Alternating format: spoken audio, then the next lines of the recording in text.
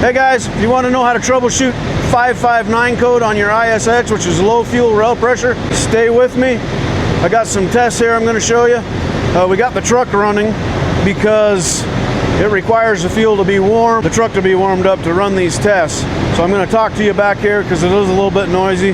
We have a fuel line hooked up, and I'll show you to the injector return port on the return manifold of the motor. We're going to measure return flow, and how we do that is use Insight to jack up our fuel pressure just like the truck was under load, and we measure the flow over 60 seconds, and that will give us a spec, and then we can decide if we have too much return or if we're okay.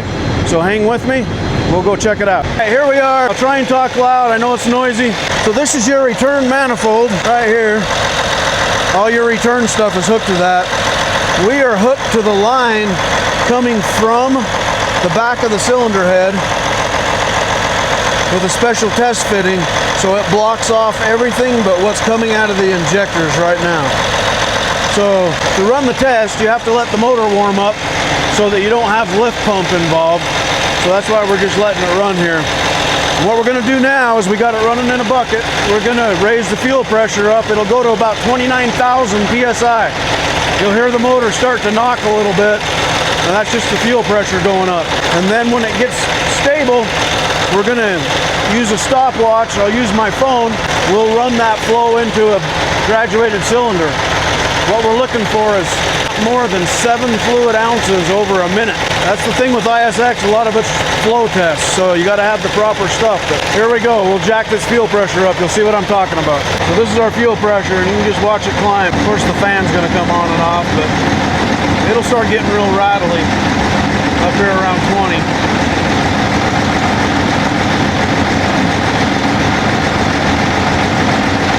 Crazy we're dealing with that kind of pressure, but it's going to go up to about 29,000. We'll let it sit there a minute, and then we'll go ahead and run our test. Here we go, it's sitting at 29. We'll let it equalize, give it 30 seconds or so, and then we'll go ahead and set our stopwatch for 1 minute and move the line that's in the bucket into a cylinder. All right, here we go.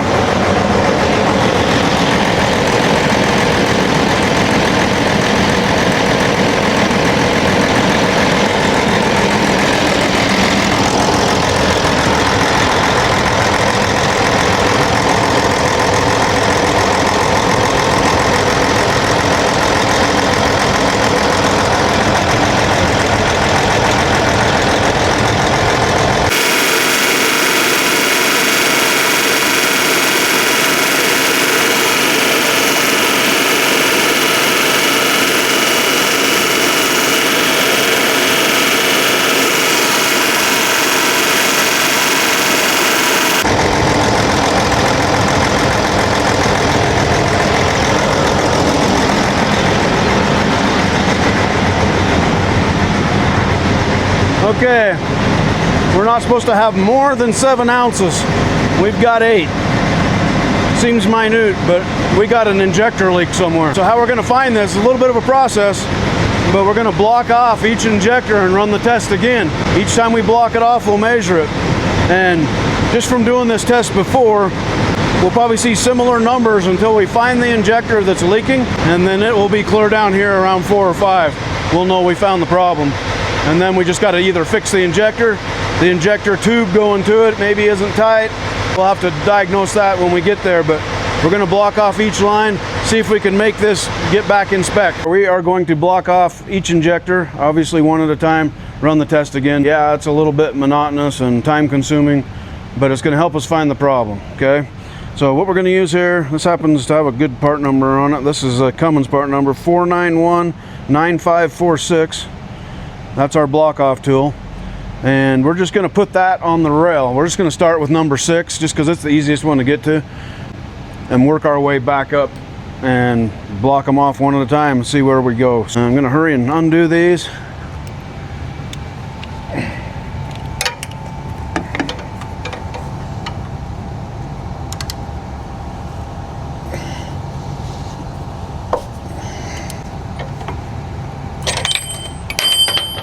Whoop.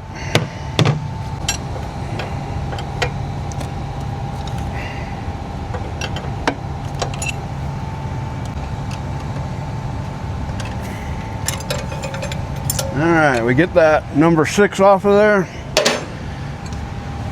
Now what we're going to do is put that tool on the rail and block that off, because the rail needs pressure, obviously, so we're going to keep the pressure in it by putting our block off tool in there.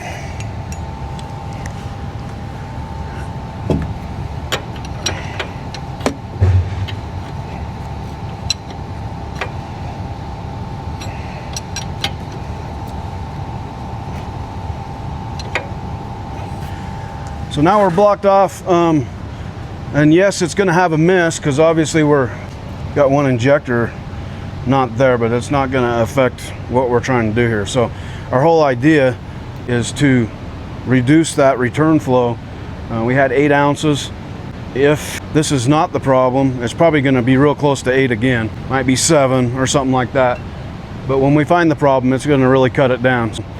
What we got to do now is, now that we've shut the truck off, we got to start it back up, let the lift pump go through its cycle for about 60 seconds and shut off, get the motor stabilized. We'll jack the fuel pressure back up with the leakage test from Insight, and we'll go ahead and run that same test again and see where we end up. Here we go. All right, guys, we've blocked off our number 6 injector.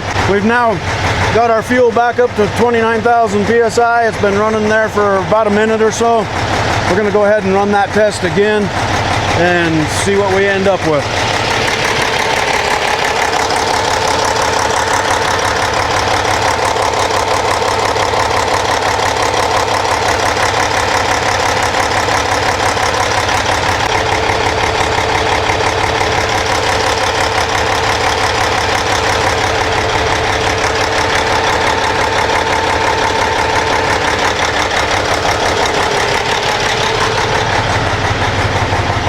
All right, we're sitting right about 7, which is the actual spec.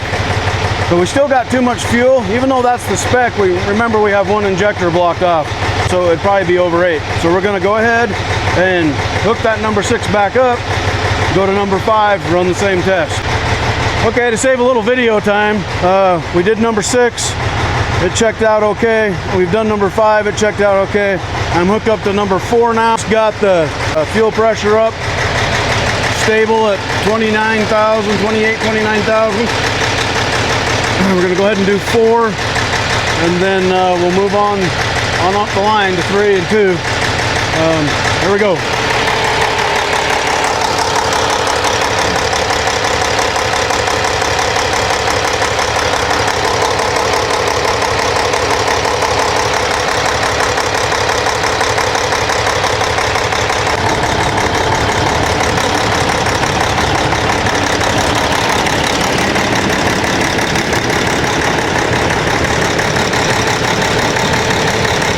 Under 5.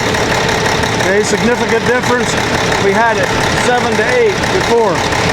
So we've definitely found a leaker. Let me shut this down. Found a significant difference. We're going to keep going because you could have more than one. So if number 3 happens to do the same thing or less, we'll know we got a problem there too. So we're going to keep going up the line. And there's lots of things that we can be doing to fix this problem. I mean, first thing we're going to do is probably check injector tubes and nuts for torque, and then we'll run the test again on the ones that we find that are bad to see if we fix that problem.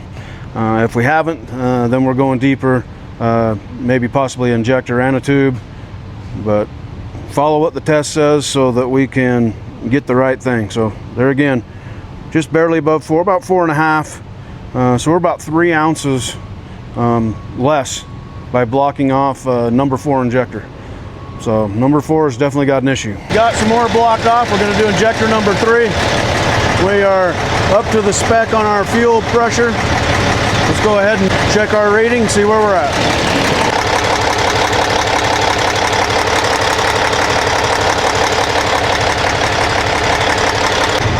All right, wasn't expecting that. We are over full. So we probably got one of a couple things. My guess is the number 4 that we just did that allowed us to get back in spec. Maybe I tightened that up and disrupted the tube a little bit more than it already is, caused it to even leak even more. So I think what we'll do, we're going to go ahead and do the other 2, but I think we'll go back to number 4 pull the tube, retorque it, and see if the spec back in number 3 again. A lot of monotonous back and forth, but if you're like me, I like to know what fixed the problem. So we don't just tighten up a bunch of tubes and send it out the door and it comes back in a couple days doing the same thing, right? So we're gonna make it so that this fuel flow is in spec, and then we'll know what fixed it.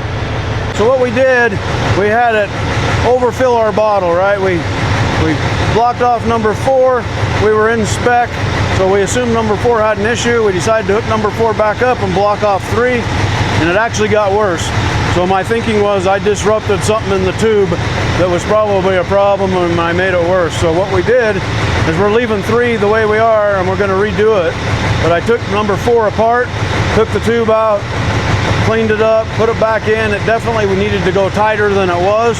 So I torqued that down, and we're gonna run the number 3 test again to see if we put it back in spec. We'll see what we get.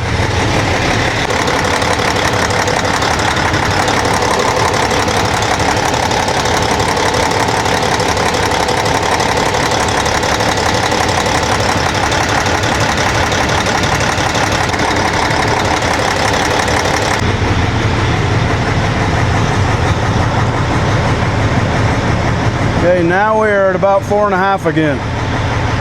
And that's running the same test. All I did was tighten up that injector tube. So now we're back in spec. Well, that was definitely an issue. We're gonna go ahead and do 2 and 1 and make sure. But we'll probably go through and retorque all the injector tubes. Could have easily just guessed and said, hey, let's retorque all the injector tubes. But then we would have had to send the truck down the road not knowing if our flow was right or not. So now we found that number 4 is causing us a flow issue. I don't know that the injector's bad. It looks like maybe just the tube was not tight. And we'll go ahead and do 1 and 2. And then when we're all done, we'll hook them all up, run the test one more time, make sure that we are under 7 with all 6 injectors working. It's just an update now on this test we've been doing. We did number 2 and number 1. They came out about the same, 4.5 ounces or so, 5 ounces. So what we did is we took all the lines back off. We went through and retorqued all the pass-through nuts or connector tube nuts. Those nuts torqued to 59 foot-pounds. They were all a little bit loose. We got them all hooked back up. We hooked the fuel lines back up. We torqued those to 34 foot-pounds, which is where they torque at. And just from experience here, if you don't torque the injector lines, the dang things will leak. We've just always gotten a habit of putting them to the right torque. But we're gonna go ahead and run this test now with everything hooked up so we don't have any lines blocked off. We should be under 7 fluid ounces.